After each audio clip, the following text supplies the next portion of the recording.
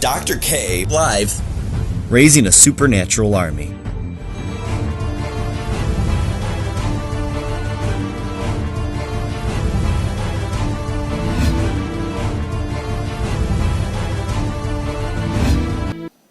And the Lord told me, he said, over the years, the emphasis has been on receiving from the point of view of you are the one doing all the work to get it.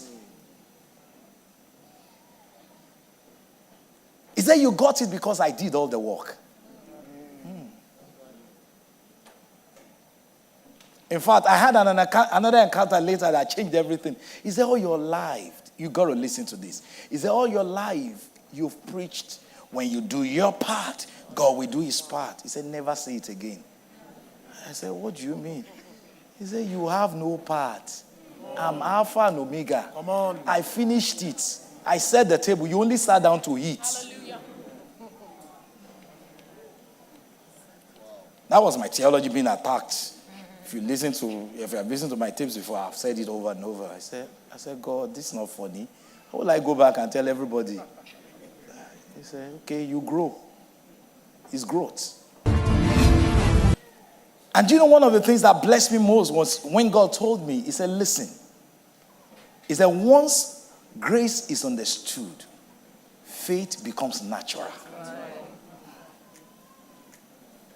If you understand the process of grace, what it took to have all the supplies available for you, to receive, which is what faith is all about, we flow naturally.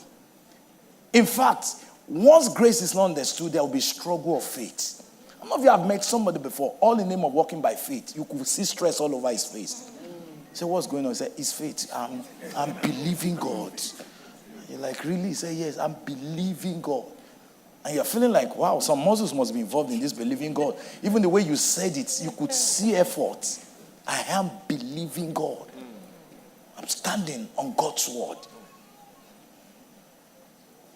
Is that until you understand what grace has finished, you will struggle to receive it.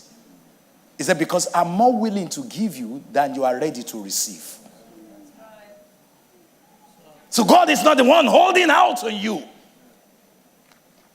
God is not the one that is trying to like, okay, let's see if it's ready. But more than you want it, he wants to give you. The course objective is to create a consciousness of the rest that comes through grace. Somebody shout rest. Rest. Come on, say loud and clear, say rest. Rest. There's a rest that comes through grace, thereby building a life around grace until it becomes a dominant culture. That's the whole essence of this program. There's a consciousness of rest that should literally take you over as a believer and should lead you to a place of manifestations. It has become a culture the same way, an Igbo man, is known by Igbo culture. A Yoruba man is known by what? A Yoruba culture. An Hausa man is known by what? Hausa culture. A believer should be known by grace culture.